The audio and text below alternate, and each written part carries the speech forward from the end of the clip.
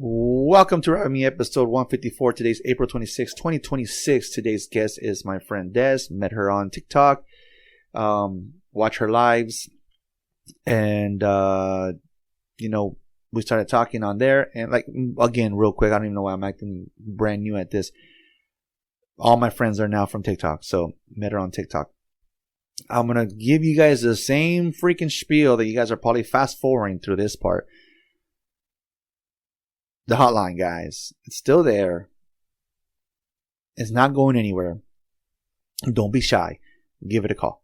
818-806-8595. You can, if you want to leave a voice message, but you don't want me to have access to your phone number, you can star 67.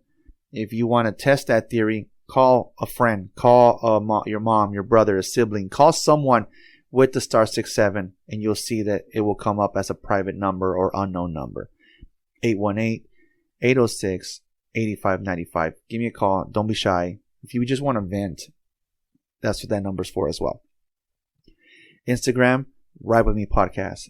TikTok, FTA_podcast. YouTube, FTA_podcast. Rumble, I haven't posted anything on Rumble, but FTA_podcast. Again, I am now on Patreon. Again, I am not going to be charging to listen to this podcast. Patreon is just there. It's just there for donation purposes. Somebody reached out a few weeks ago, said, I like what you do. I would like to donate to your podcast. And he donated. Patreon. I believe it's also Ride With Me Podcast. It'll be on my Instagram or TikTok. Spotify. Again, Spotify is the main source of where I load up the podcast. So that means that from Spotify, it goes to Pandora, Apple Podcasts, Amazon Alexa, so on and so on, right? Whatever music app you guys use to listen to podcasts. But I only get the credit when you follow on Spotify. So if you have Amazon Alexa, but that's where you like to listen, if you can go and download Spotify, just hit the like, follow, comment, share, all that good stuff, and then you can delete it, and then I'm okay with that. Let's not forget our sponsors. Rev up your savings with SolarX. Fast, friendly, and affordable coverage for all drivers. Riding a motorcycle, they got you covered. Need an SR22? No problem. Get a quote today and see the SolarX difference. Call 877-736-4719 and shift your insurance into high gear. Again, that's 877-736-4719. Call Juan or any of his girls that are at the office receiving and taking calls.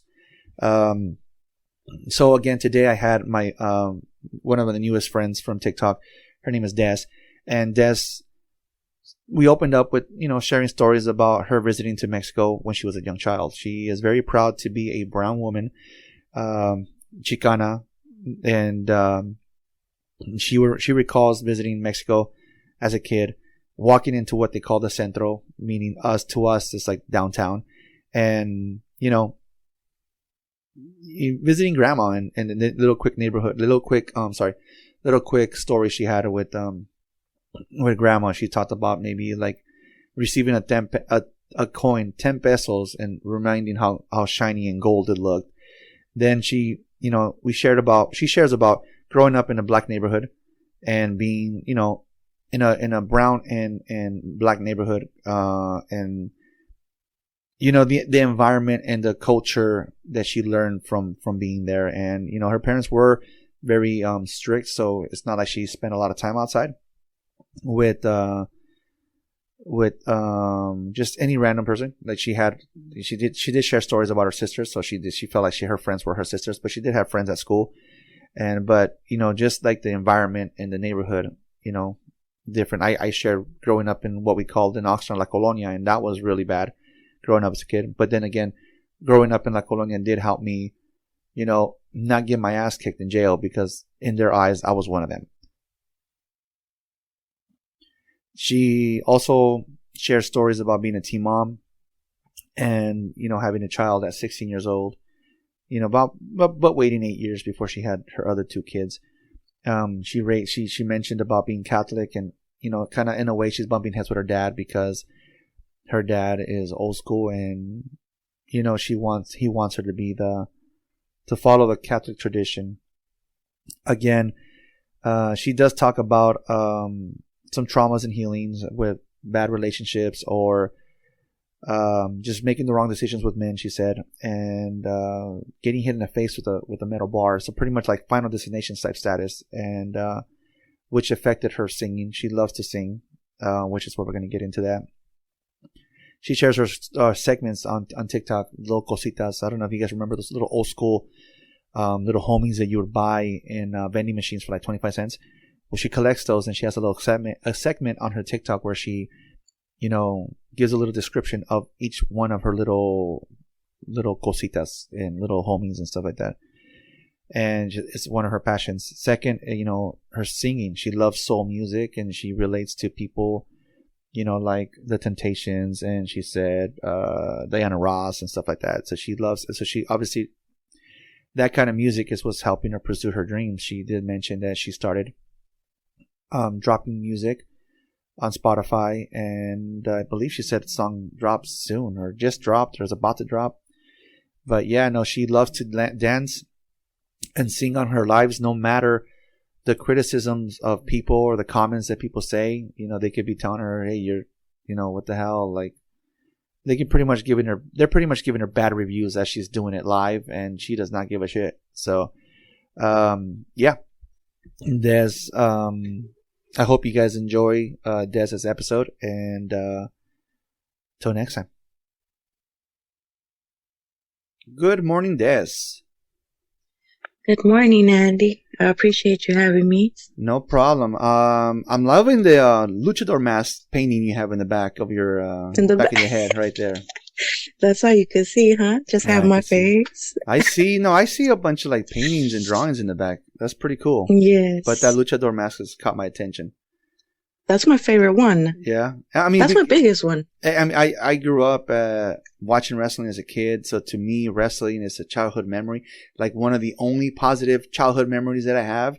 Wrestling is one of them. Dude, my wife, when I'm watching wrestling with my son, yes, and let's say a childhood hero of mine comes on TV, she sees me jump out, like off the sofa.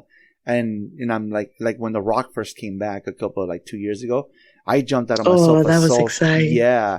And my wife, she didn't clown on me or anything like that, but she said that I can hear the inner child come out. Yeah. So, that's a good memory. Wrestling's one of them. And especially when you share a birthday with The Rock, you know what I mean? Come on. What? Yeah.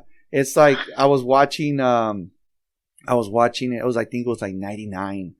And I've said this multiple times, so sorry listeners that you've heard this story already, but Des hasn't heard this story. So it was like sometime in 99 or maybe even 2000. I was in high school, and we're watching the Monday Night Raw, and Mankind comes out and he starts talking about, this is the Rock's life, and he brings out like an old girlfriend, an old teacher, an old coach.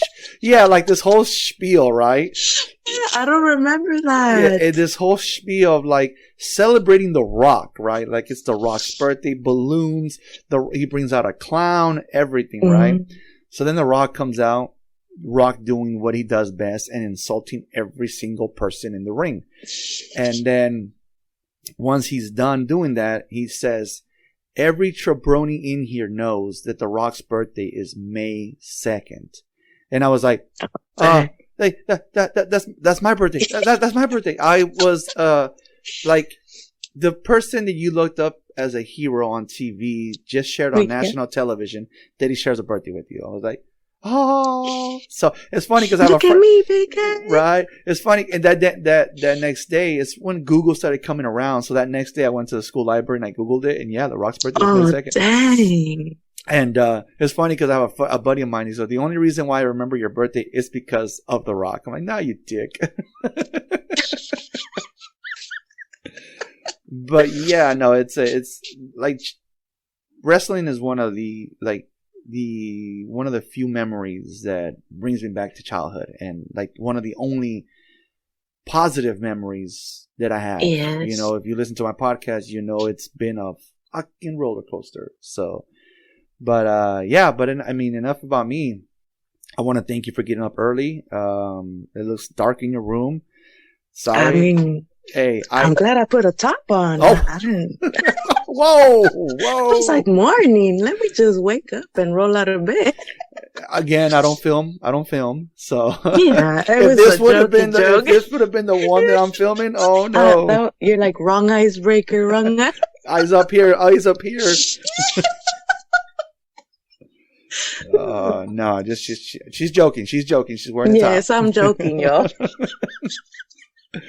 But no, again, reminder that the reason why I get up at the crack of dawn is because this room that I used to record in can get pretty hot. And right now with this crazy weather, it's supposed to be spring and it's hot. It's crazy. How's the weather? That's great. Yeah, no, it's actually pretty breezy lately. We're getting a lot of storms and,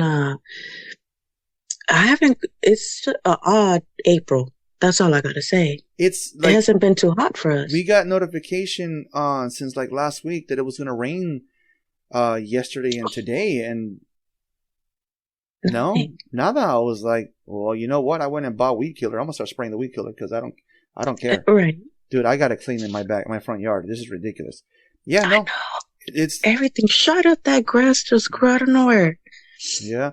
So I was like, nope. It's crazy. The weather out here is crazy. Like I said, I used to go long periods of time of not recording because it's so hot. Like all summer, I won't record because it's so hot. But the power of TikTok, was where I met Des, is that I find people that are 3 hours ahead. So 5 o'clock here in the morning at my house, where it's nice and fresh in the room, it's 7 or 8 o'clock for you guys. So you guys are, not up at the crack of dawn, but still willing to. I mean, it still looks dark in your room, so it's obviously crack of dawn over there for you. But anyways, you are okay to say that you grew up in Houston. Yes, I did. I hide that a lot in the lives, but I grew up in Texas, y'all, Houston. So what was it like being a child in Houston? I think it's a different experience, like Texas is Texas. We get to experience some of the countryside of it, but it's also a big city. So I don't know. I got to say, like, Houston people are smooth people. We got to be prepared for anything, especially weather. That's always a crazy thing here. Like the freezes, hurricanes, and turn around, don't drown. That's a slogan that we use because it's flood city here. Sometimes it's scary when it's like that, but I think that's what makes us strong out here. It's very laid back. I want to say it's nothing too busy. We're not too busy of a city that you can't enjoy little things, Right. And then, I mean, you said you live, your parents were immigrants, right? Yes. And how was that? You went to summers in Mexico? I did. We would visit my ama's rancho, where she grew up. That's where my abuela would live. Nice. Any special memories visiting your grandma? I think the only one that I could, that sticks out the most. So, I'm a little girl, I'm a traviesa, wanting to go everywhere.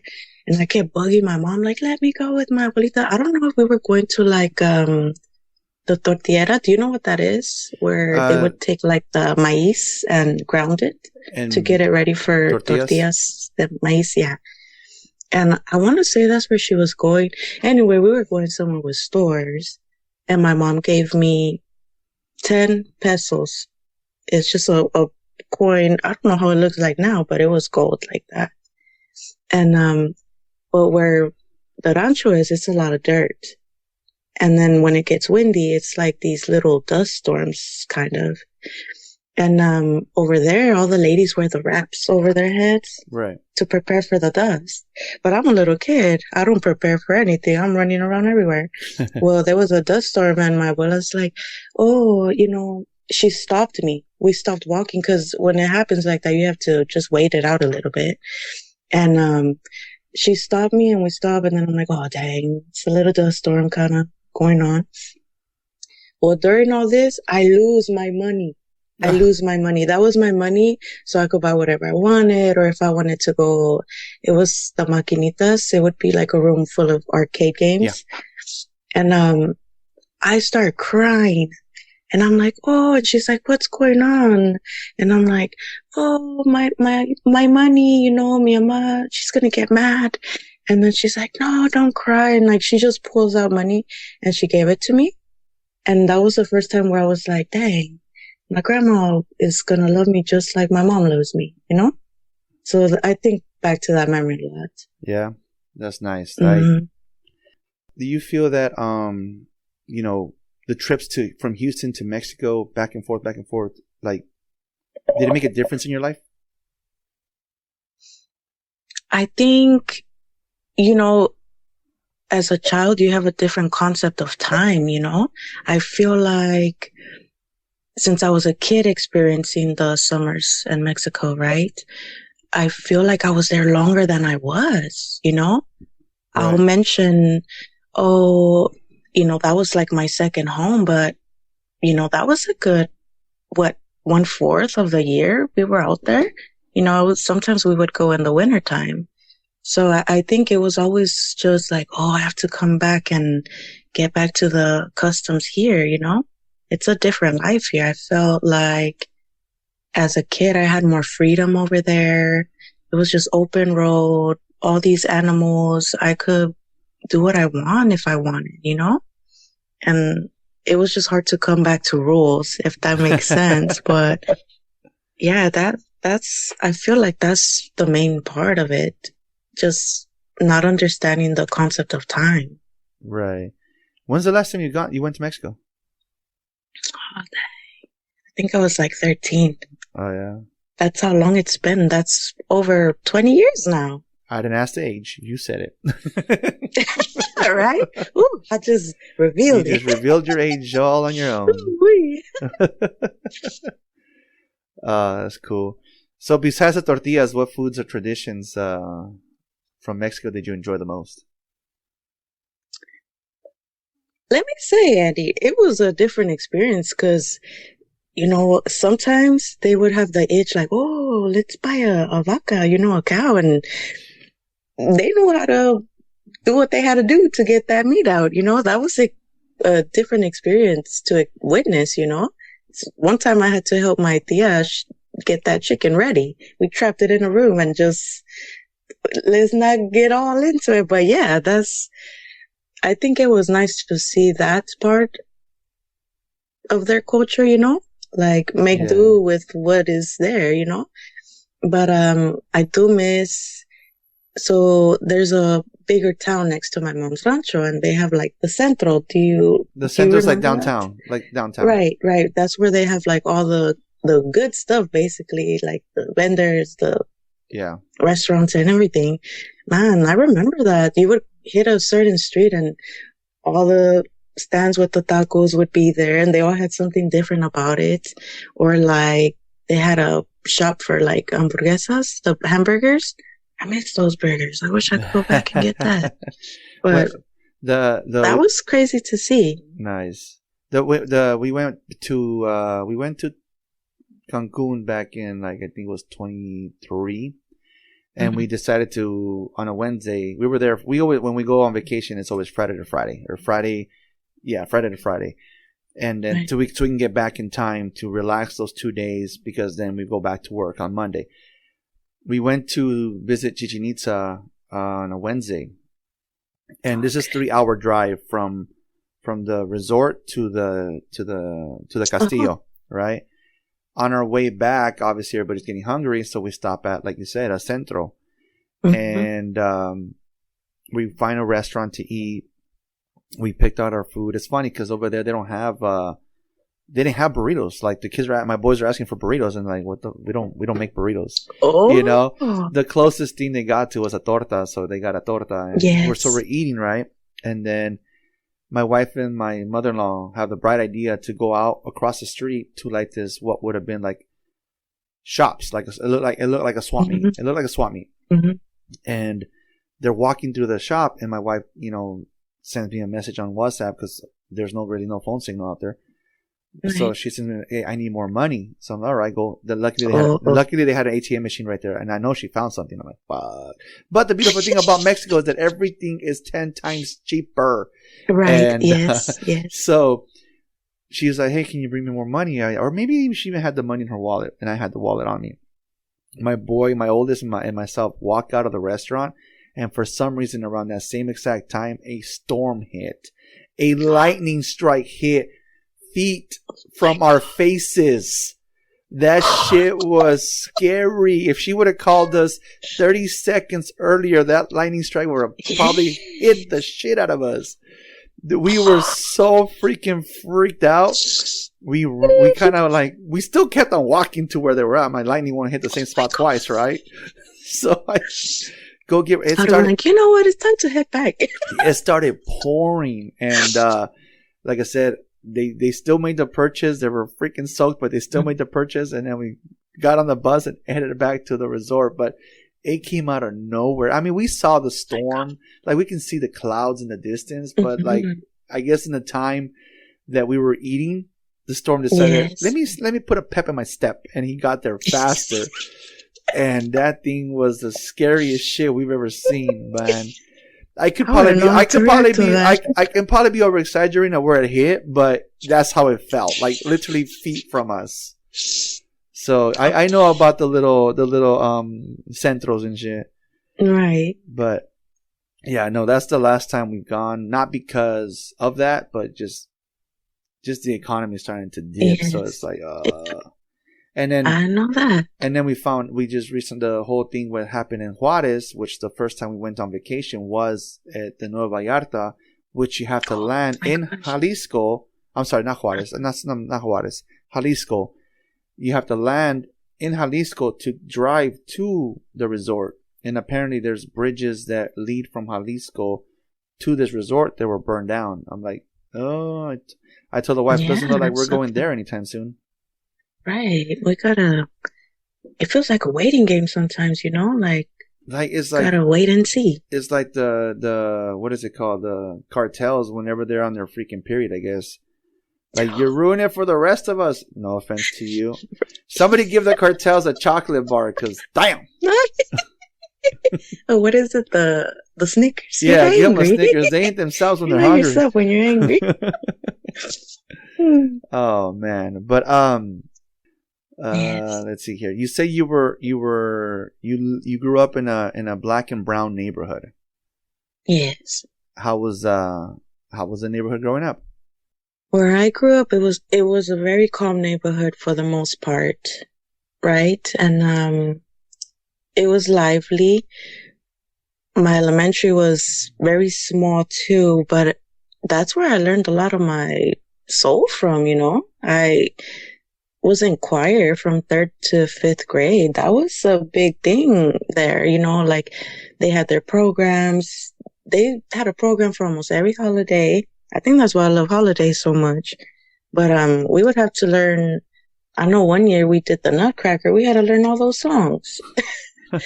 That was a good time, you know. It was, I don't know, just laid back. That's the main word I could think of thinking about the neighborhood I grew up in, you know. Everyone tends to themselves for the most part, but everyone's friendly. You know, that's a Southern thing sometimes. You say hi to everybody, walk in, you know, you have to be, what's that word? Amable? Yeah. And it was, but I had strict parents, so we weren't that social with everybody, you know? We did our own things, and I have a big family, so, I mean, I never felt like we were alone. And that was a good time. We would still go outside, ride our bikes and skates, and you know, that was the thing back in the day. Phones and internet that was not the rage yet. But I remember that. It was I don't know, I can't say that it was that's how I became who I am now, you know? Yeah. I have different experience. I mean, I grew up in what they called in Oxnard, the Colonia, which is like a little town within the city. that it was back in the 80s and 90s, it was a bad area to live in. Now, you drive by there and you see that Raza took over. Like, you know, right. We're talking Raza, we're talking, you know, Mexicans, you know, they've taken over that area where it's like the houses look even like, doesn't even look like what it looked like back in the 80s and 90s. The houses have evolved and so this was a very tough neighborhood. And, but because of growing up in a tough neighborhood like this, like for example, now I've said it before, I've gone to jail. Me growing up in that town actually saved me from getting my ass kicked in jail. Why? Because I look white. And so they put me in what they call a tank. So it's a jail cell and it has, I don't know, 28 rooms, 30 rooms, whatever. And in each room, there's 2 guys, right? Mm-hmm. So I'm in there. They put me in one of the tanks that is for violent individuals. Mm-hmm. And, I'm not very liked at first, you know, because again, I'm in their definition is I'm in the wrong tank. And until they start to get to know me and they're like, bro, you what? No way. Like, no way. So, you know, and I've said it before. Everybody has their nickname in there. You got Diablo, Wino. There actually is a fucking Güero in there. So Güero was taken, you know? You're Güero point two? Just shit, man. I'm like Güero's little brother. Hey, I'm Güero's little brother. And hey, you're Casper now. You know, even my I met my compadre in there. Even he had a nickname, you know? And they're like, dude, you grew up in the hood? You grew up? Yeah, dude. Like, you know what? You're not one of us, but you're one of us. And I'm like, what does that? Right. What does that mean? Is that means that we need you to jump in somebody? You got to jump them in. I'm like, no, mames, I'm not like that. And so growing up in the hood that I grew up actually saved me, like I said, in there because they thought I was completely. My last name didn't mean shit to them. It's just the skin. Right. The skin is what they were looking at. And until they got to know me that I know. So they ended up, fuck, man, I'm going to say it, shit. They nicknamed, my scary name in jail was Teddy Bear. Hey, you know what? I'll be like, there's a reason. Let me stay away a little. No, because now my compadre always says, hey, you were George's teddy bear, huh? I'm like, fuck, dude. It wasn't that. Like, no answer. No, it wasn't that kind of jail, fucker. I'm still a virgin. Okay, let's so sliver. I'm still a virgin. No, I'm kidding.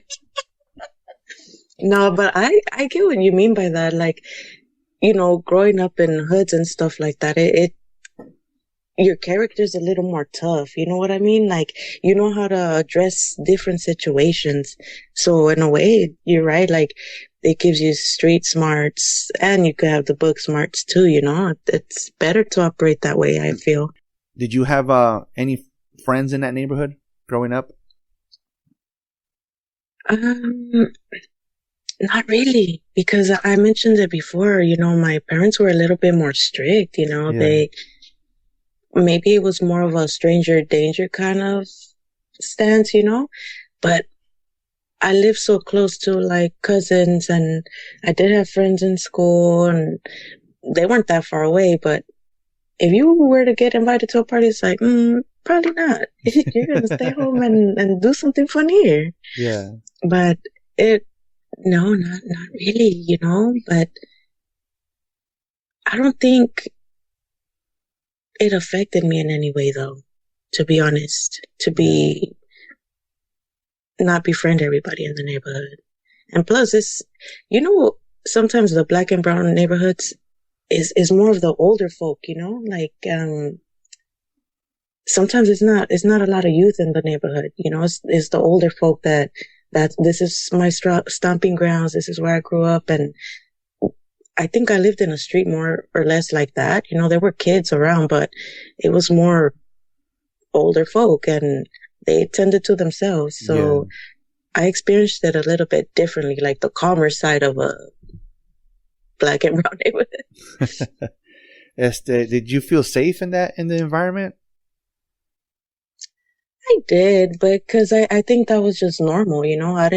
It's not until you're older that you really think about what you experience, you know. So I don't think I ever felt unsafe or anything. I was just alert, aware. Yeah. Don't relax too much. Dude, and I have 2 incidents that happened to me in La Colonia when I was a kid. I think in junior high time, maybe.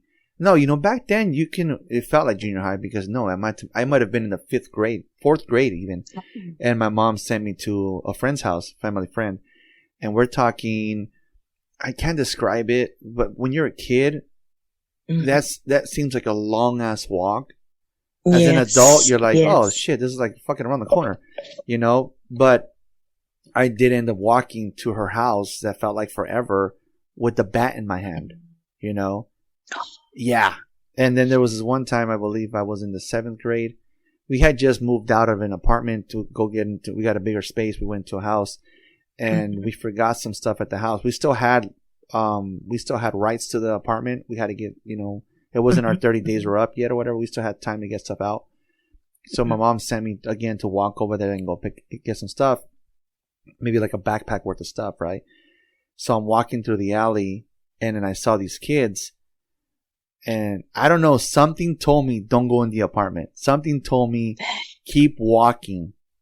So I did go into the apartment. I went in the apartment and I went out the front door. Again, for those of you that lived in Oxnard, know Oxnard, we're talking McKinley and Cooper Road. That's where the house is at. Oh, so okay.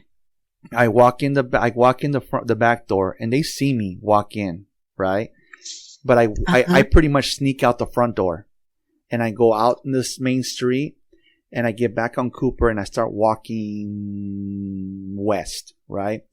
I get a block away and there was an empty lot. So when which that empty lot now is a big fucking house. I walk about towards the next light and I look towards the apartment because I can see the apartment through the empty lot, right?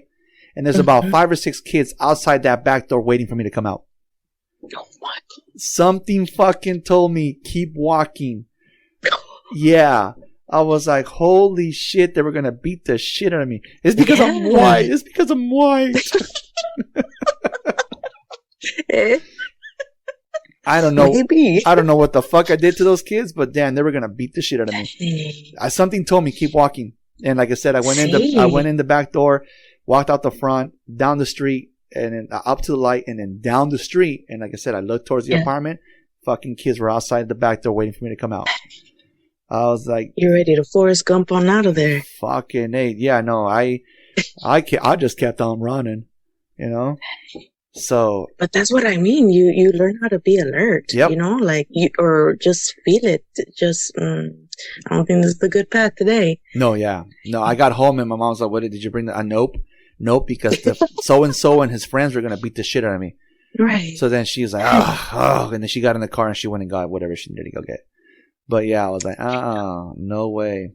I'm like, why are they gonna attack a poor innocent child that listened to the Backstreet Boys back in 1995?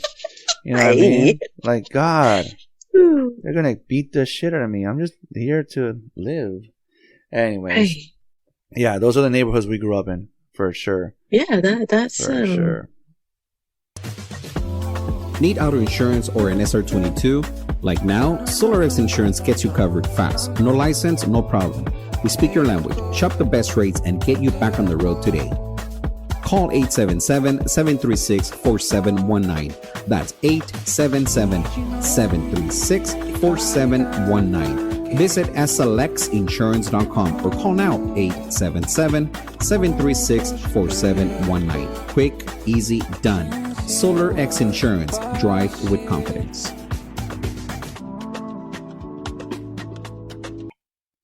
And then, so I learned that. What did you learn from your neighborhood? Or even your neighbors? What did your neighbors teach you? Let me say, you got me thinking about this story, right? So I'm in middle school, and for some reason, let me say, middle school was wild. Especially you grow up in different hoods. It gets wild. It gets crazy. We live on our own rules, you know? So, and it's going to tie into what I learned or whatever, right? So randomly, it becomes a race thing, you know, black and brown, black versus brown. And I didn't understand why, you know, and they would literally, during lunchtime, okay, it only happened during lunchtime. That was the crazy part of it. This is a true story. They used to round us up. It felt like they were rounding us up like cattle, and they would like round all the brown people into this little corner during like lunchtime and throw things at us, like waters or they would try to throw food and stuff. Like that was a wild time, you know. It was like, I didn't talk to you before, but you stuck up for me today, so you're my friend now, you know? It kind of united the brown folk. That was a crazy, and guess what? We would go back to class like nothing happened during lunch. Everybody was friends and stuff. The fuck? But that's what, I mean, like, you said, what did I learn, right? It was like, one, nothing lasts forever, you know? That was just, I don't even think it lasted that long. And two, like, stand your ground, you know? Like, and three, things happen, but don't let it get to you, you know? Don't let it sink in too much. I think, also, growing up where I grew up, that taught me a lot about my soul. You know, I talked about being in choir. Man, our choir teacher, she was about that business, you know? She taught me a lot about having soul and just feeling it and expressing it, you know? But I think that was an important thing that I had to learn, and it makes me appreciate where I grew up at, and just to reflect back and think about, dang, that really happened, but that needed to happen, you know? Yeah. You needed to feel not singled out. I can't say singled out. I don't know. I just feel like it prepared me for a lot of things later on in life. Like nothing surprised me too much. Right. Yeah, what does it mean? Like, because you say being a brown woman. So as a brown woman, you know, I'm on the color spectrum. I'm brown. Okay. I'm a brown girl. And, I feel like to me, it's just accepting your culture. You know, you have to appreciate your culture and where you come from. You know, that's the only way that you're going to look in that mirror and be happy with what you see, you know, like I love myself. I could stare at myself at the mirror for hours, but I think that's the important part for me. Like understand your culture, embrace it, and live your truth. You can't change it. You can't change who your parents are, where you were born, how you look. That it is what it is. Did being a brown woman, did that get harder growing up? I think so. And let me tell you why. And again, really quick, the only reason why I keep saying brown woman is because that's how you quoted it. So, so to my listeners, why does he keep fucking saying brown woman? And for me, a brown woman, you know, I know I say brown woman a lot, and it's like, what? But to me, it's like, I'm a Chicana at the end of the day, you know? Right. It took a lot of searching and reading to understand what a Chicana is. And a Chicana basically is just, your parents are from the homeland, Mexico, and you're the first gen here, you know? And that's an important path for a lot of us, because you're growing up with two customs, and it's the juggle of, hey, this is what my parents experienced, but this is what the experience is here, you know? Like, how do I stay true to the homeland? And I think that's the big part of my journey. How do I stay true to that? How do I piece together what I remember experiencing as a kid, especially the summers in Mexico, and how do I not conform to the rules here? You know, maybe it is a rebellion that I feel. But when I say brown woman, it is me being a Chicana. It's just me still learning to appreciate, you know, Spanish music, you know, cumbias, merengues. I always make sure I try to dance something in Spanish, and it's an important message, you know. I feel like when I say brown woman, we have to do it twice as harder. Actually, even 3 times as hard, because when you're a woman and then, girls that are on my color spectrum, it's a little bit harder. You have to prove yourself twice, like, let me say, so as a kid, I thought, oh, if I read everything, I'm going to learn how to be this, the American customs, I read everything. Any magazine. I think that's why I love fashion so much too. I'm not going to lie about that.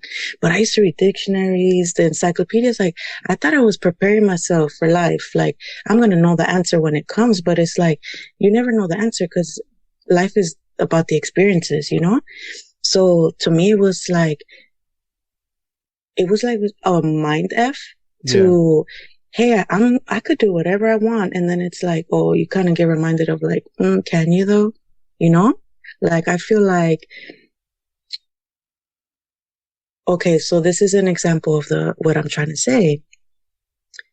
So I used to work at this courtesy booth for a long time. And this is one of the most defining moments that I think back on, like, dang, I have to work twice as hard. Like, people don't understand certain things, So I'm minding my business and I don't know, I had to correct this lady. She wanted something done, but I had to tell her we couldn't do it for her.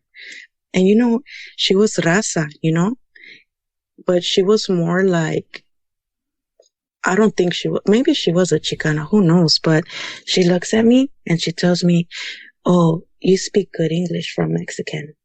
Ooh. And I was like, oh, thank you. I was born here. And she's like, yeah, okay, Mexican. So I was like, dang, like, it doesn't matter how much I know.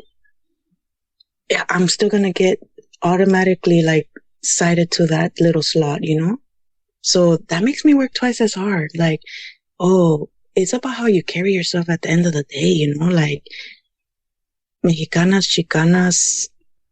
I have a homegirl, Marissa, she says chingonas, like you got to handle your business. You got to be prepared. And a lot of it's how you carry yourself. I try to carry myself with a lot of grace, like I'm a very humble person and, I hope it shows, but I think that's what it means to me. Like, just feel it from within, like don't let it break your character or break you down in general, Yeah. What makes you feel proud? I think it's like, not knowing the future, like I feel like this era we're in, when I say brown people, I'm talking about my culture, Chicanos, Mexicanos. I feel like we're hitting a new wave, we're not scared of things that were a limit before, everybody's doing what they love passionately. And I think I'm proud of that, to live that truth. You said you had siblings, right? Yes, I do. Sisters. It's 4 sisters. Only sisters? It's 4. We were all girls. Shout out to my dad. He wanted that boy. It was 5 girls in one house. Like, that was a different time, it was, so I mentioned before we had strict parents. So a lot of the times we were by ourselves, not alone. They were in the house, but we played with each other. We played games. We watched movies. Wrestling was a big thing for us at one point too. I remember that. So I think that's why I still like lucha libre interests me. Wrestling time to time reels me back in, but those were good times, but I think we're all different in our own way but we're the same too. And let me say, it's like all siblings go through things. We're all girls. We all have the same kind of emotions. And you guys need Snickers once a month? We used to wrestle. I said you guys need a Snickers bar once a month? Right. Look, that's when the wrestle tassels happen. No, we still get along till today. I'm very proud to say that we're very close and it makes me happy. We don't spend as much time as we used to, but do you ever get that loteria itch? You just want to play loteria, hang out, and everybody brings something, or let's pitch in and get this and spend the whole afternoon just being together. we're big on that, and I'm proud that we are that way, you know. They've all taught me different things about myself. They all give me a different kind of love that I need. You know, I'm someone that's very quiet. I'm very reserved sometimes, believe it or not. Yeah, But your TikTok videos live show otherwise. right? Look, I gotta say, when it comes to performing, that's something else. That's being a free bird. But there you go. I had a good childhood in that way. I feel like I was never truly alone. I know you mentioned earlier, like, oh, did you have friends in your neighborhood, you know? I never felt like I needed to have friends because my sisters are my friends. They're my best friends. We all have a tattoo. I'm gonna say, oh, wink, wink. But we all have the same tattoo.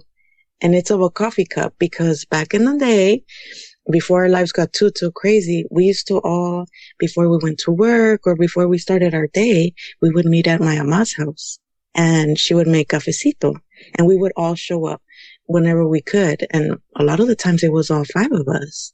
And that's when we would just vent about what was going on, you know, just support each other, listen, make each other laugh. Like, those were good times.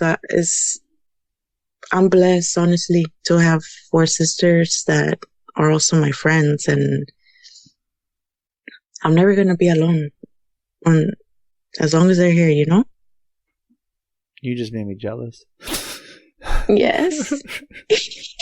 Let me get a Kleenex for you. Por favor. I don't even thought to have my siblings. No, little by little, they're all coming around. Obviously, as we're getting older, yes. we see truth to certain things and stuff like that. So, you know, little by little, us siblings are starting to, you know, like I had a couple months ago, I had 3 of them here, and one of them brought his kids. They spent the night here, and you know, it was a full house. It was a full house. So, you know, little by little, like I said, as we get older, we start, like, even my brother one day told me, he's like, because they told, you know, my mom, I don't know, I don't think she'll ever have peace in her heart, and she told one of my brothers, is like, you know, all Annie ever does is talk shit. And so for once, my brother responded with the educated answer was, he can talk all the shit he wants, I'm not going to stop talking to him. Like, meaning, I don't believe you, shut it, drop it already. But, like, when you say spitting facts, is it just you, like, creating, like, addressing your boundary? Like, this is my boundary with you. Is that what it is? Like, I feel like the way you said it, it meant more like that. Like, this is not what I'm comfortable with, and I'm going to express it. And that is my problem. I have expressed my feelings since a very young age. So I believe that's what made me my mom's number one enemy. You know, so this is, you know, like who I am. I even at work, I've sent massive emails at work. The last manager I had in my last company, I fucking went off on him. I'm like, I'm not going to let you talk to me the same way the last manager spoke to me. So we're going to nip that shit in the ass now. And so I've always been very outspoken. Yes. Okay. That's fair. I mean, I feel like the host should take the majority of what has to be done, you know? Yeah. You said your parents are still together, right? Yes. They're still together. Can you believe that? It's a trip. It's not a trip. I'm sorry. I take that back. It's the old cultures. It's the old, like, our grandparents and their kids are the ones that are still together nowadays. Right. Divorce rate is so freaking high right now. Yes. It's crazy. And a real quick example, back to me going on a rant, I guess. I believe the only reason why my wife and I are still together is because she has tolerated my shit for a long time, because a therapist told her, if you want to marry this man, you need to have a lot of patience because he has a lot of triggers. So we've been together since 2012. So she's tolerating my triggers for sure. Congrats to you. Right? Yeah. And anyways, back to your parents. Is there any traditions that they did to stay together? Let's say, example, my wife says a family that eats together stays together. So is there anything that your parents did to stay together? I think,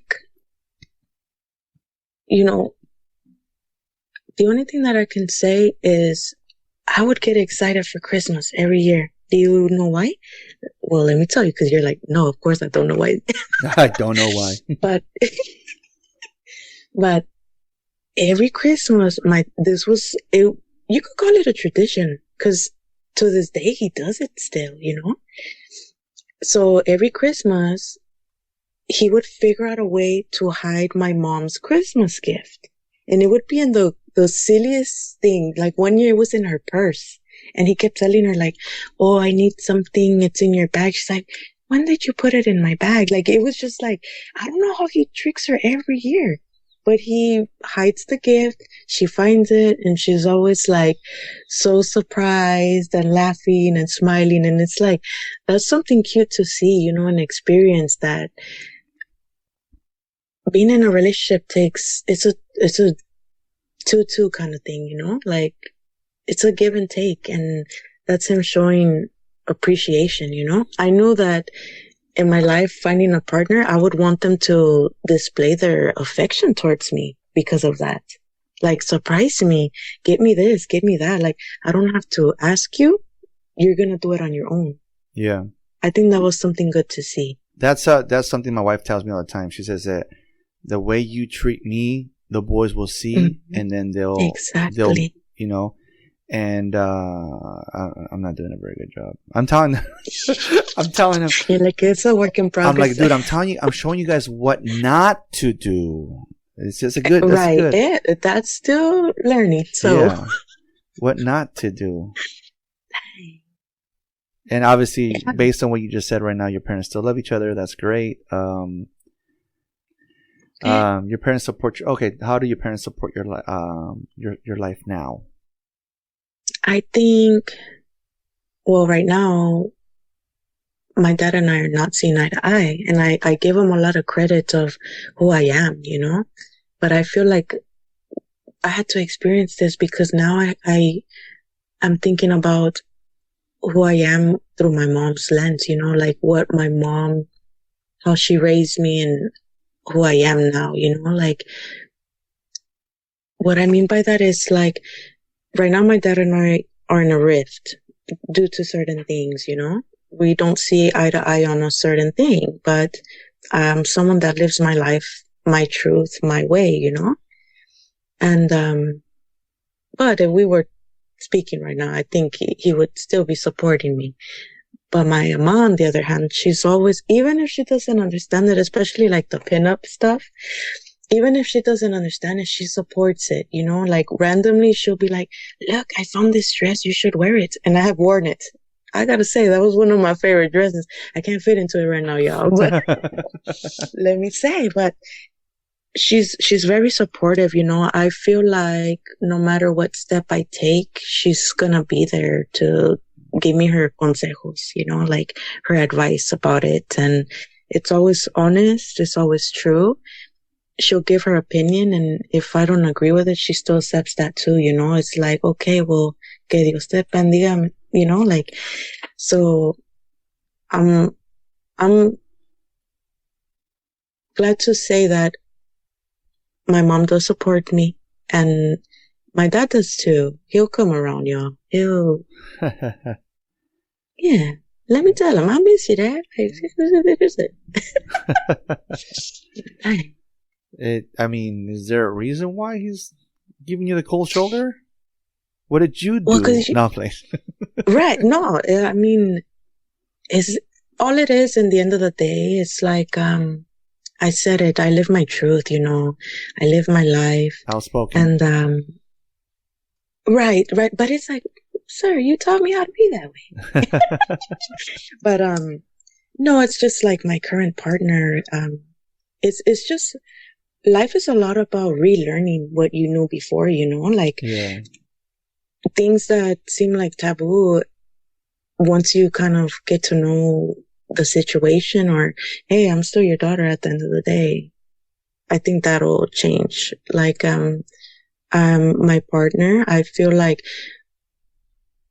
my dad thinks of things in the traditional way, you know, and I completely understand that. I don't hold anything against him about that, you know.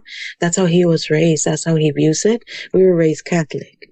Yeah, same here. My partner, yes, same here. Oh, okay, see, look, I went through that Sunday school stuff. Okay, We got confirmation. We got married. We got married through the courts in December, and within a month, we got married to the church. I needed to get married. My mentality is like the year is going to start, and I need her to have insurance. You know, I have a company that provides great insurance, so we got married. We were going to get married to I never thought about the church thing, but now that I see the tradition, as you can see, this guy watches me while I'm right here recording podcast. Oh, and yes. And so we got married through the church, and it's honestly a great feeling, you know. So that's where you guys are bumping heads, right?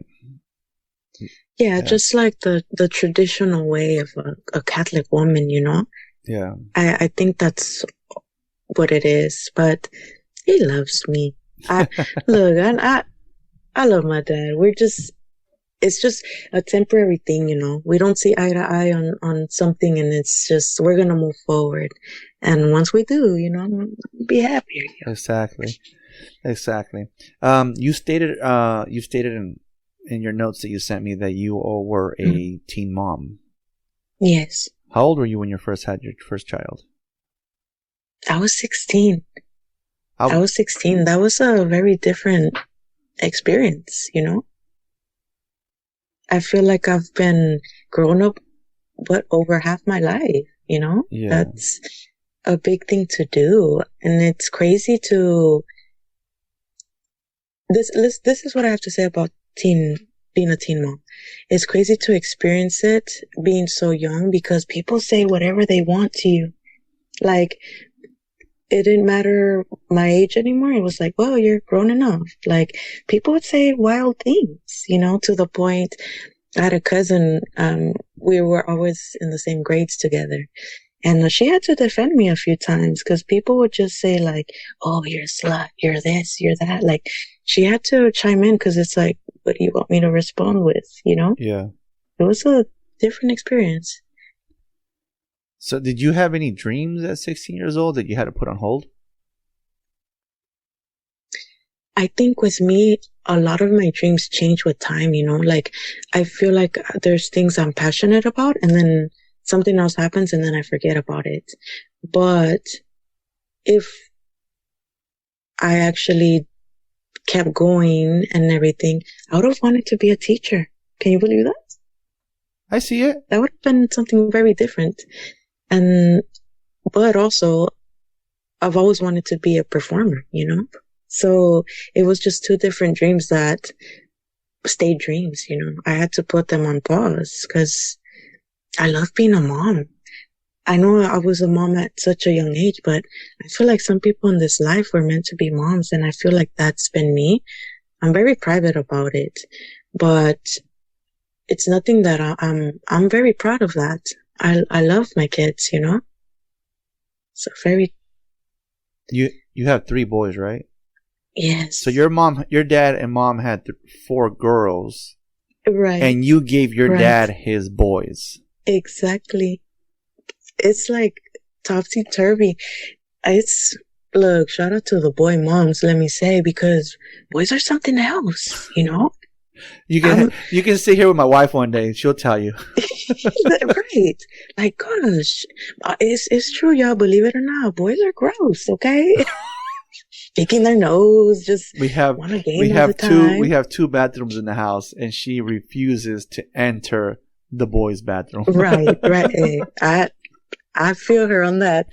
Every like, why? Every little detail is where it belongs in her bathroom. Where she even has a plant, and they're growing all around the walls and everything.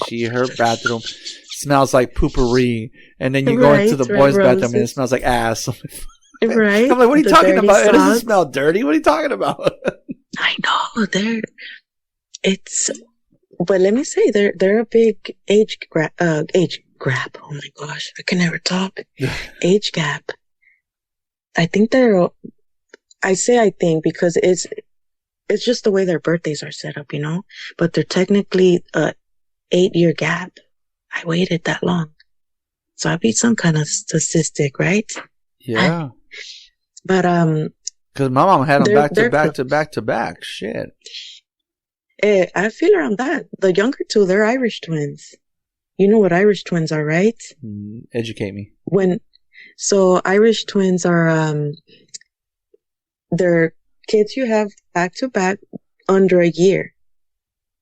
Okay. So my younger two are literally for a week every year, they're the same age. No shit. So I had my second baby, then my third baby. Before my second baby turned 1, I gave birth to my third one. So they're Irish twins. I was 2 tetas at the same time, just feeding them. Like, ooh.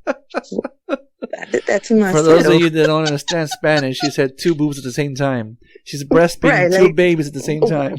Baby bottles. Let's just say baby bottles. Like, dang. That's wild work. Yeah. Yeah, my boys are 16 months apart. So I think the oldest was 9 months old when she got pregnant again. So yeah. So she knows what I'm talking about. It's a trip because every 6 months there's a birthday. Dang. Every 6 months. Yeah. And then obviously being a mom changed your life. We talked about yeah. What's the best part about being a mom? Besides the dirty laundry and socks and smelly. But besides all the crazy wild side work, the side quest that they put me on, I think, I said, I feel like I was meant to be a mom, even if I'm private about it. I feel like they are boys, and since they're boys, they let me be my true self. I'm very goofy. I'm a very goofy person, and they let me be that way.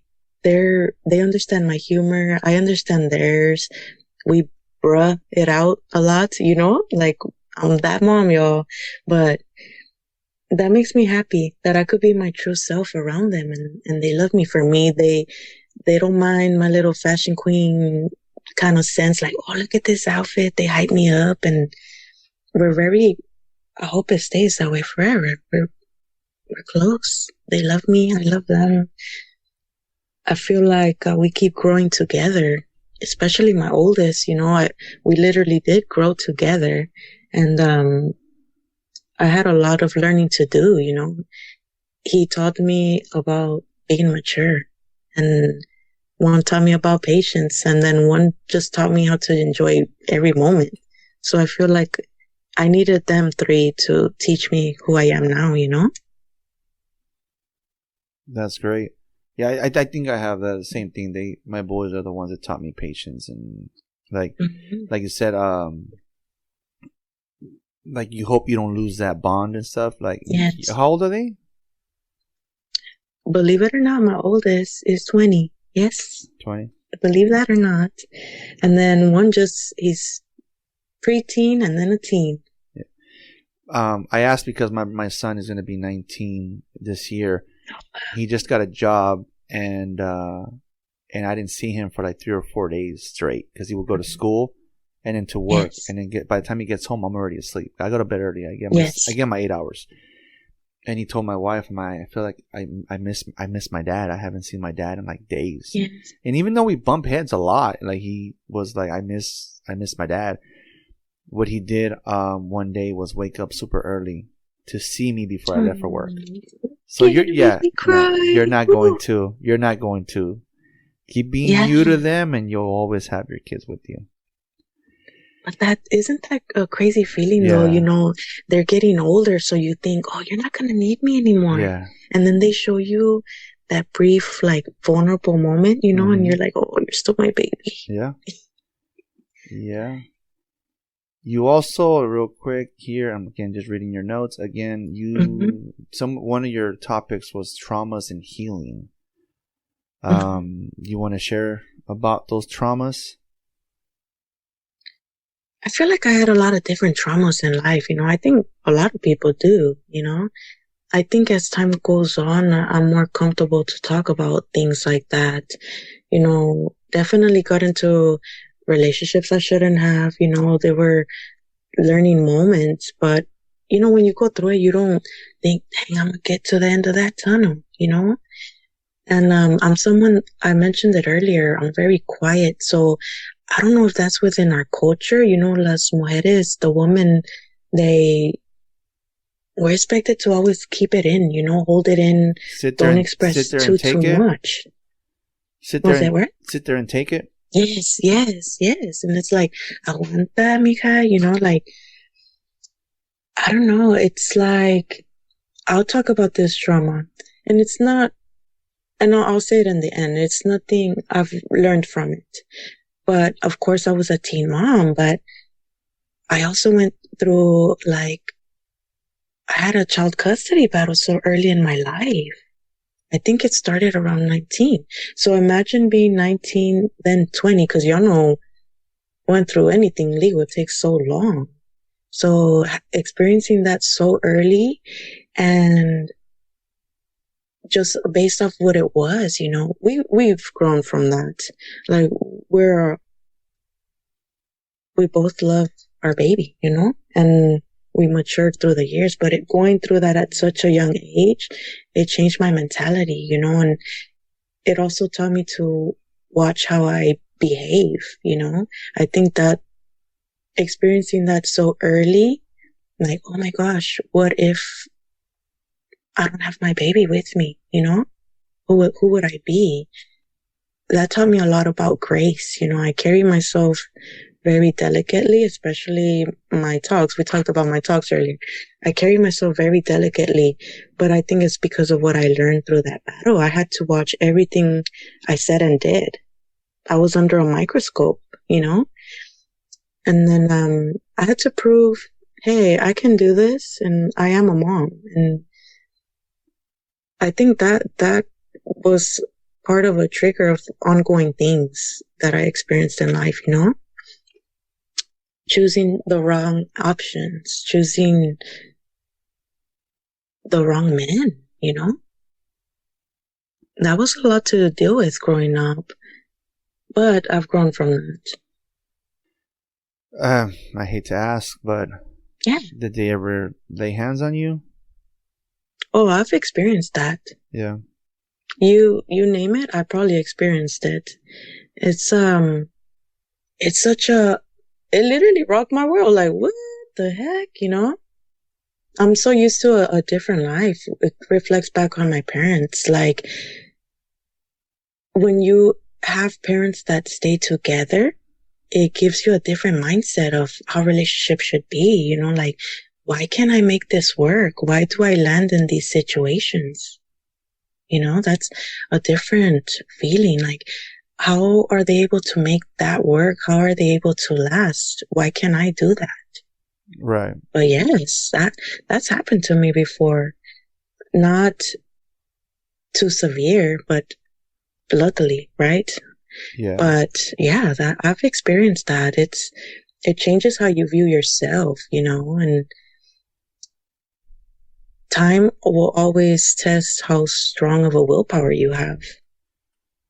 100%. Mm-hmm. You said in your notes, your traumas, and something about your hips lock. Oh yeah.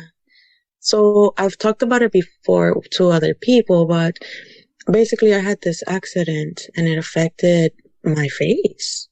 So this side of my face, near my nose, towards the top of my mouth, I had an accident and it changed the way I spoke. In my beginning lives, people would ask if I had, what is it? What is that condition?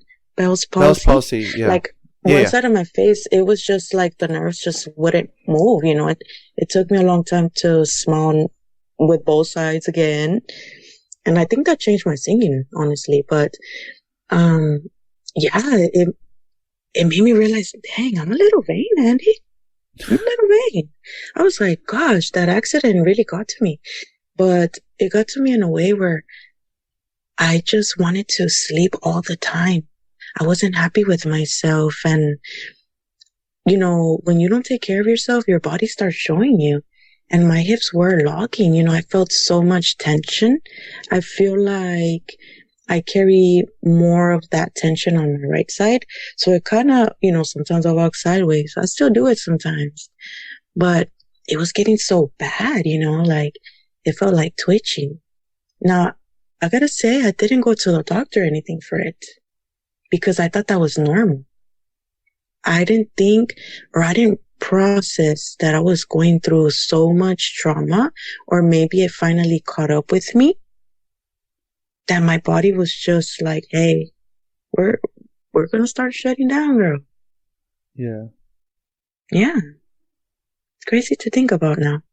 Yeah. I mean, I feel like my hip hurts sometimes, but that's just arthritis. You're like, different case. Different scenario.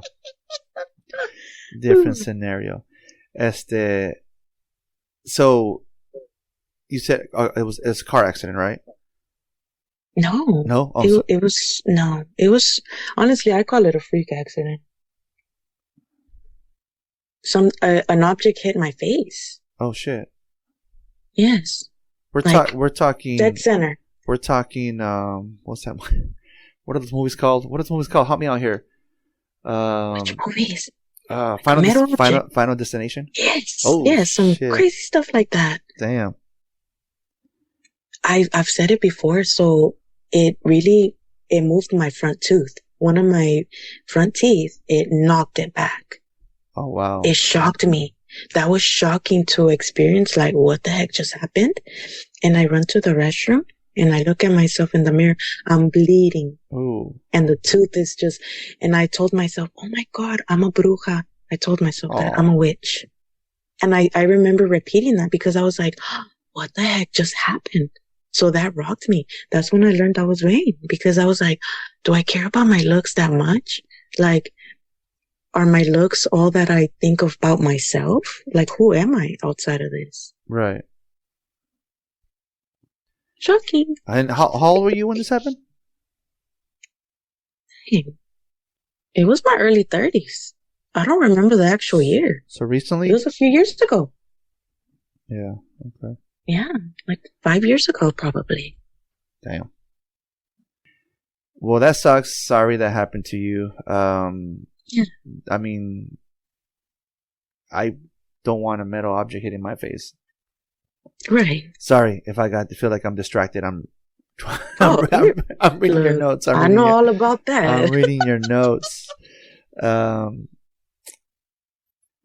enough about trauma, as it is. I'm getting distracted with all the notes that I'm writing down and stuff. So let's go back to your TikTok. So again, really quick, reminder, I met you through TikTok, and honestly, I would join in your lives and interact in your lives, but we never really had a conversation. It was more of a thank you, Andy, for the heart meme or whatever, but we never had a conversation. This is the first time we have a conversation. And then I think I commented something about the podcast. I might have been having a conversation with somebody on your live and you're like, wait, I want to do it. So yes, they keep telling me to be on a podcast. your videos and your lives, sometimes you like to show, obviously you put this trauma and negative lives in the past, right? Yes. Negative life in the past. And you share, like you said earlier, and we'll get back to the whole soul thing. We haven't touched on the soul thing. You said you pretty much are an entertainer. Like you go on TikTok and you share your little, what you call cositas segment. So how did that start? And explain what the cositas are. Because again, I'm going to explain it the way I see it best, how I saw it. There's these little old school cholitos. That's some of the stuff that I've seen. Am I right? Like the little homies, exactly. Yes. So how did that come about? One, that made me happy because you're like, oh, that is how I met Andy on the lives, but it made me happy that you love cositas, you know? I like when the worlds blend. But cositas came about because I would always buy little things, little trinkets growing up, you know? And as I got older, I started noticing I buy things that remind me of home, you know? And you mentioned earlier when we started the It's the Blue Demon, the painting I have up here. So Cositas is basically a collection of reflection. And it's basically to remind me that my childhood was real. I remember it all. I experienced it. This is our culture. It's turned into a big thing for me.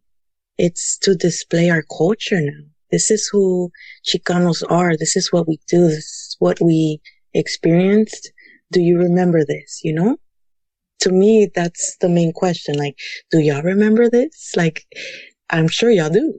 Especially with the homies. I remember we would have to go washing and the maquinitas, I would be like, mommy, give me the 50 cents or the quarter, whatever it was now, you know? And they would come in the little, what is it? The little, it's not a little tub, the little container with the homies. I remember that. So when I found them again, I found them randomly at it's called Trader's Village here. It's just a big flea market. Come to Texas, you'll find out. But I found two, and I was like, oh my gosh, I remember this. It took me back to my childhood. And then that's when I found the two Lucha Libre paintings I have. So one day I just got up and I'm like, I'm going to make a talk because this makes me happy, and I'm going to show people that this makes me happy. And that's how I started it off. I said, sometimes I buy things to remind me that my childhood was real.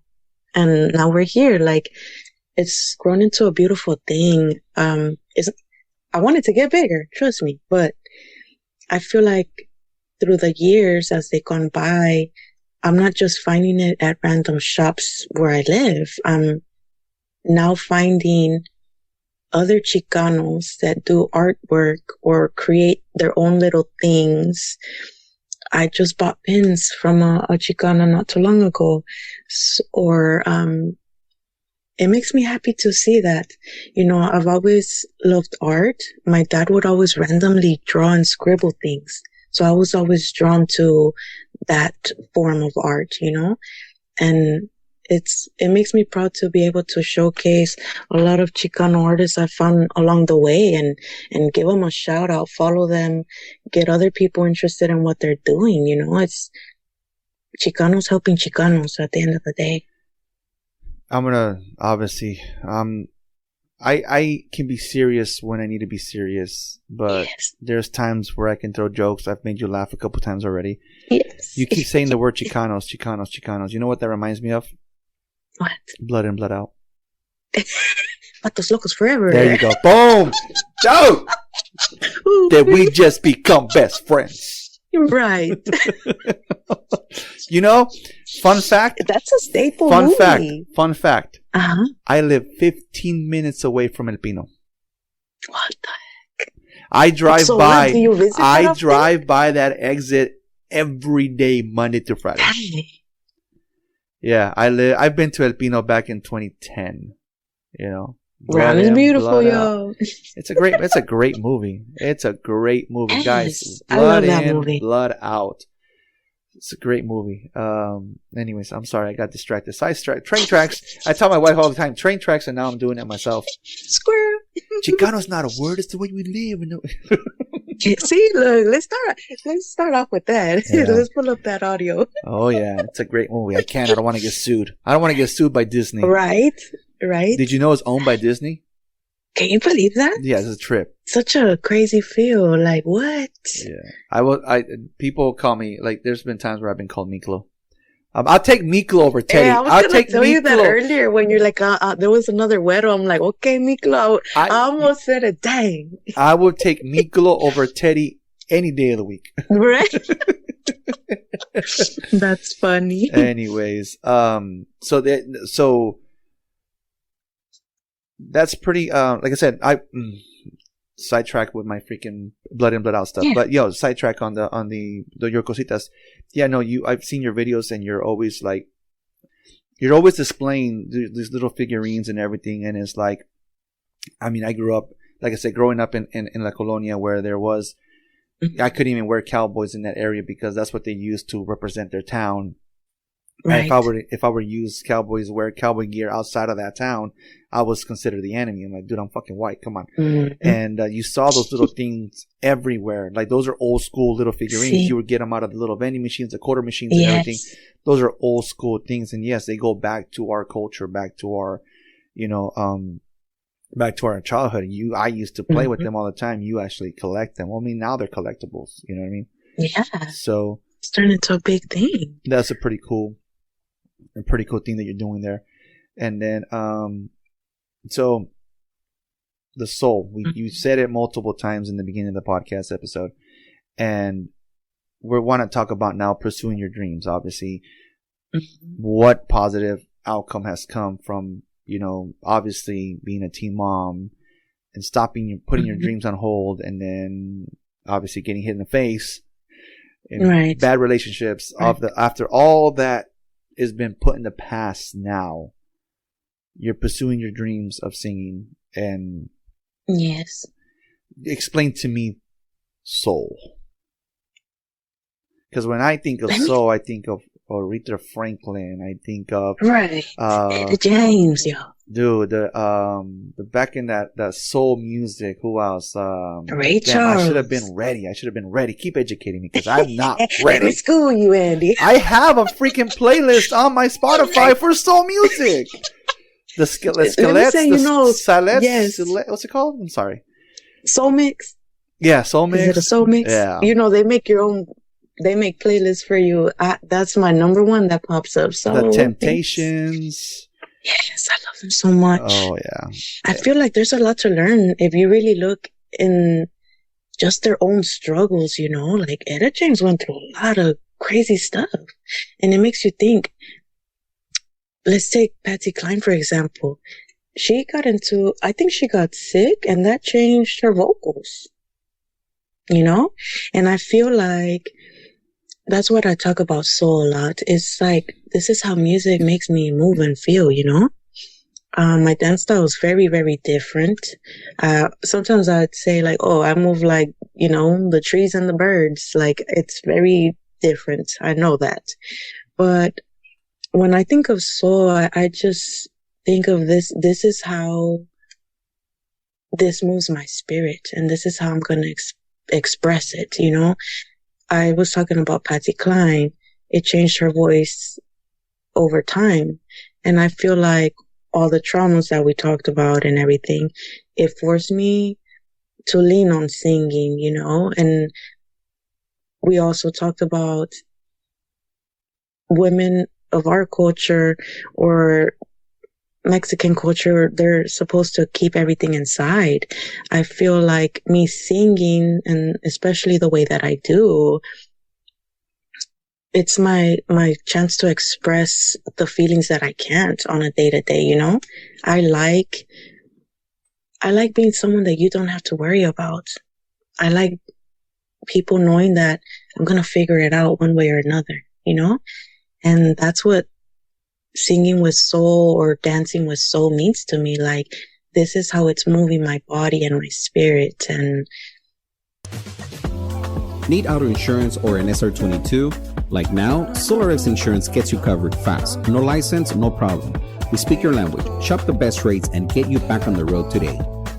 Call 877-736-4719. That's 877-736-4719. Visit slxinsurance.com or call now 877-736-4719. Quick, easy, done. Solar X Insurance. Drive with confidence.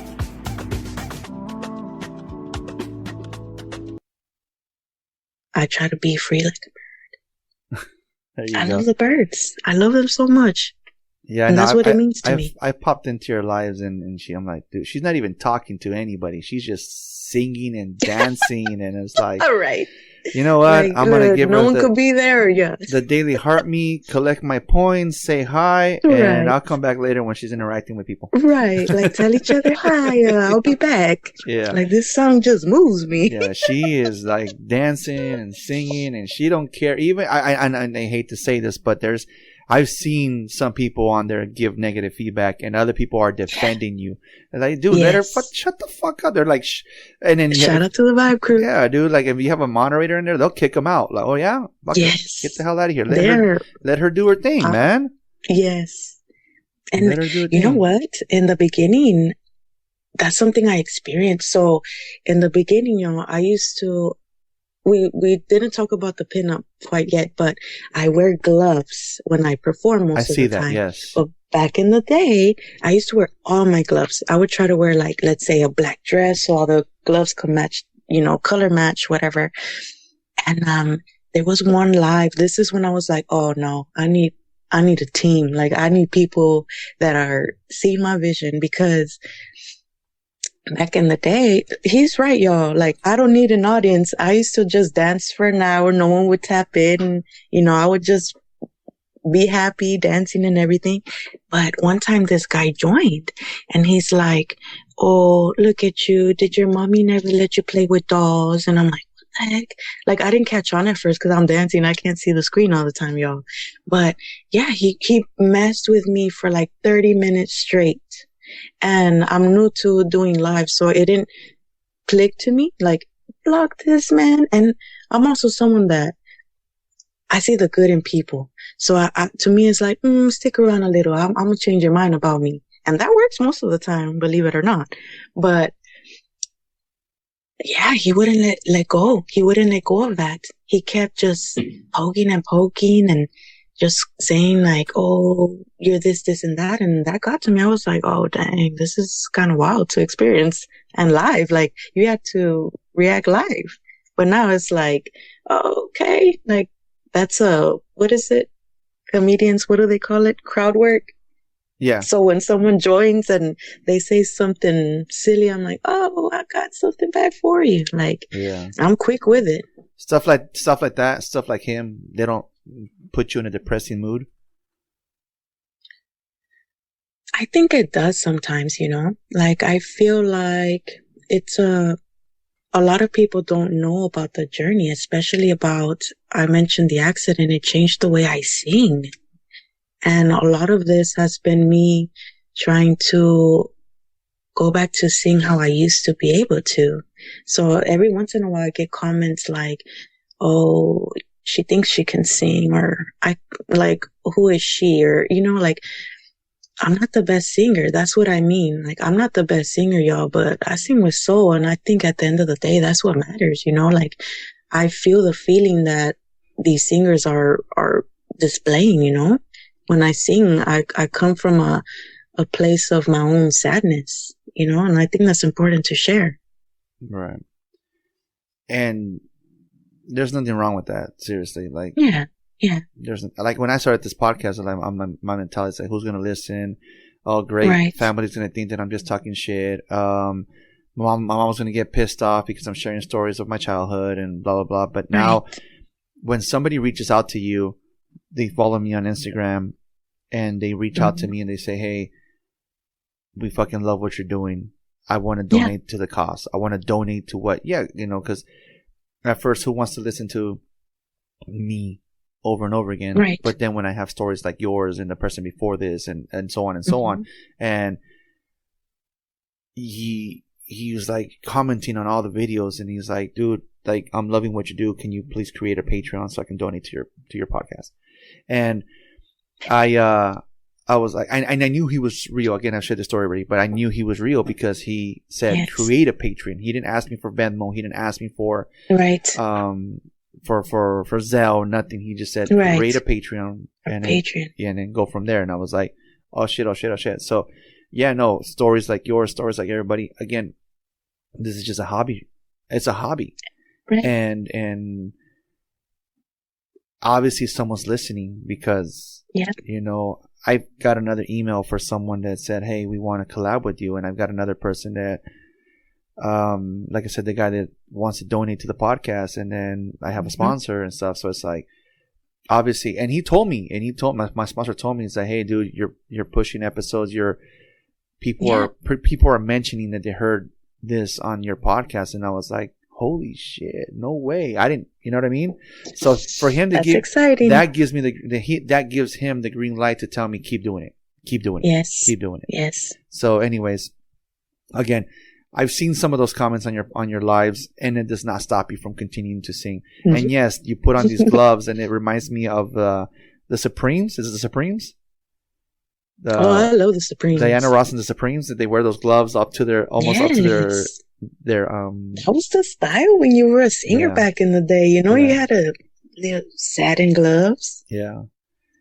So that's, I mean, like I said, are you going to pursue like trying to maybe write your own music, or you're just going to continue singing covers? Right. So let me say this. I didn't think too much about my singing. Shout out to Habusaki. He's part of the Vibe crew. He's a routine listener and supporter, you know. He loved my singing. And to me, that moment, I was like, people like my singing? People like what I'm doing? You know, that kind of encouraged me. And so there was one weekend, I do Chicana pinup. So that's my version of, hey, if I was living back in that day, this is how I would dress.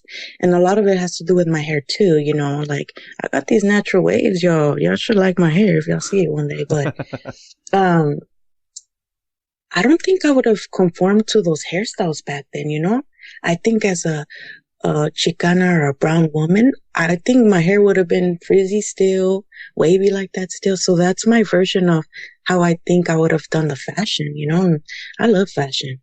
But that being said, so I was super tired one weekend, and I post a draft, and it's a song, and it's from The Temptations, it's I Wish It Would Rain.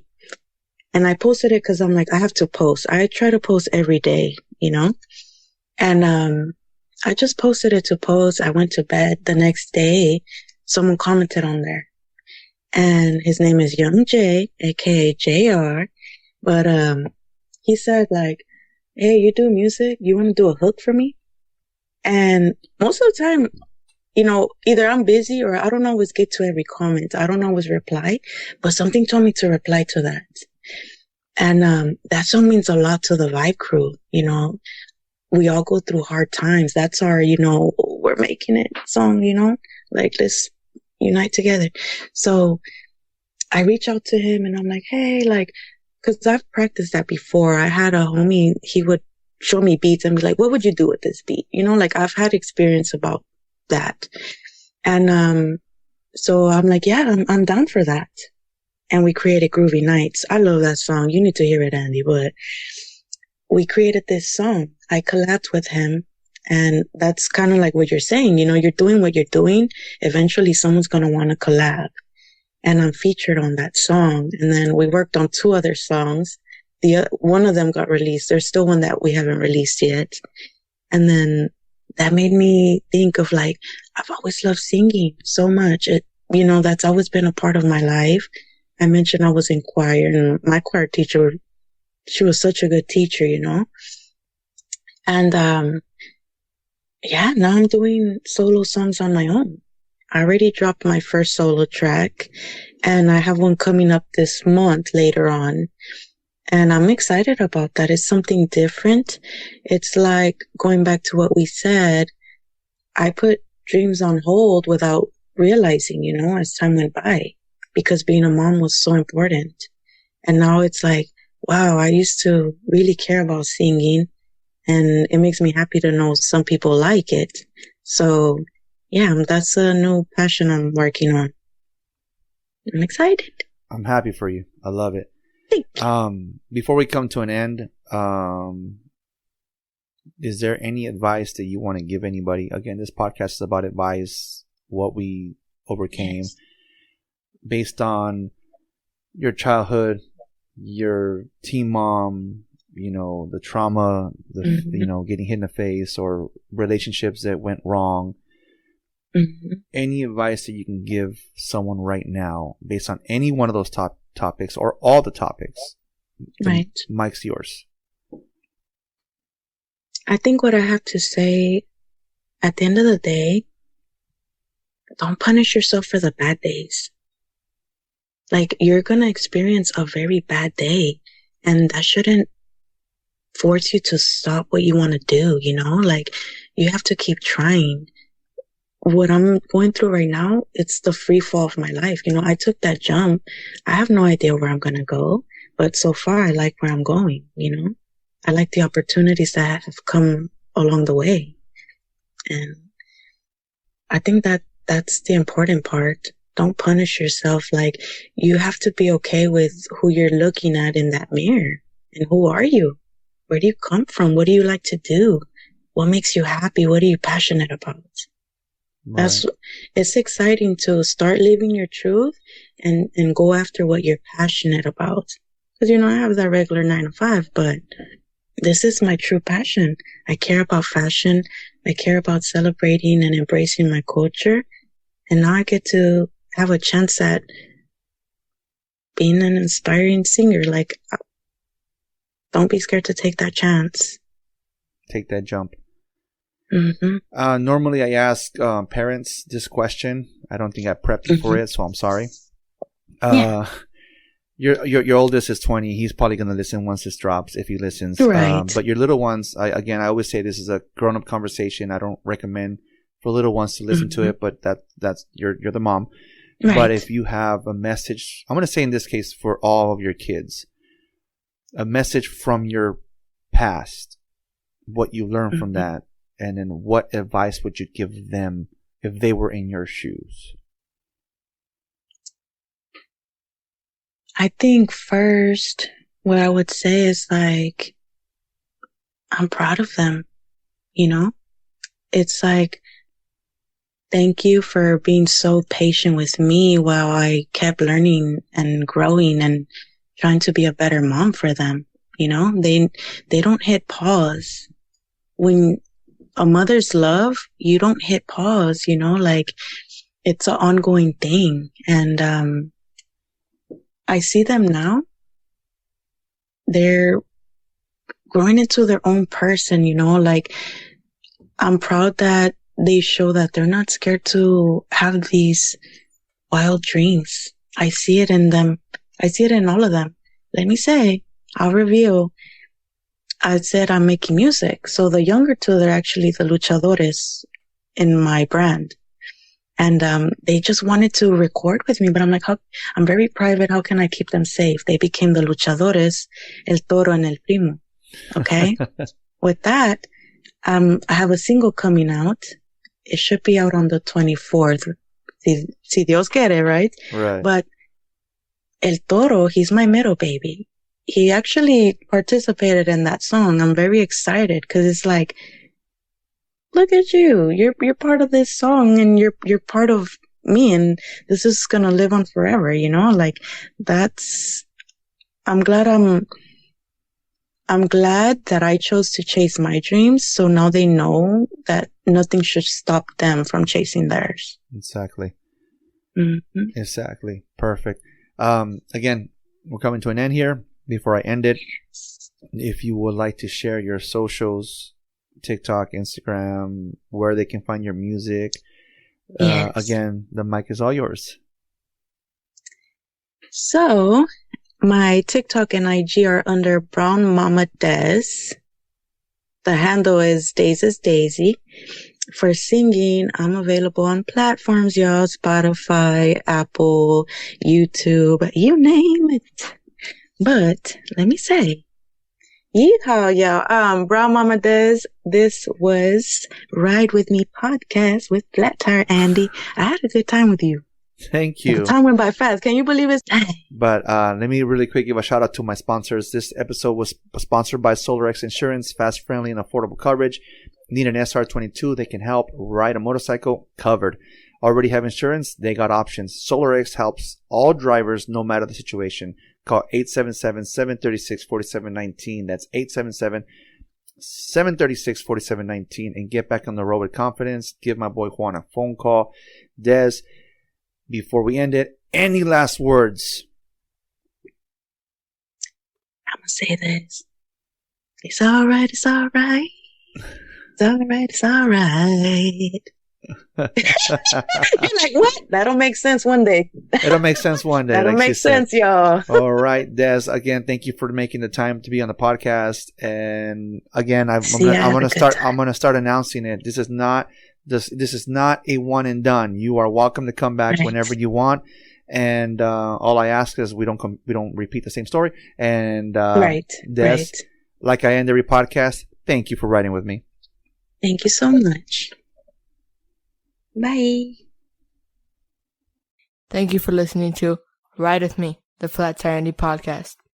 You can also listen to us on iTunes, Spotify, and Podbean.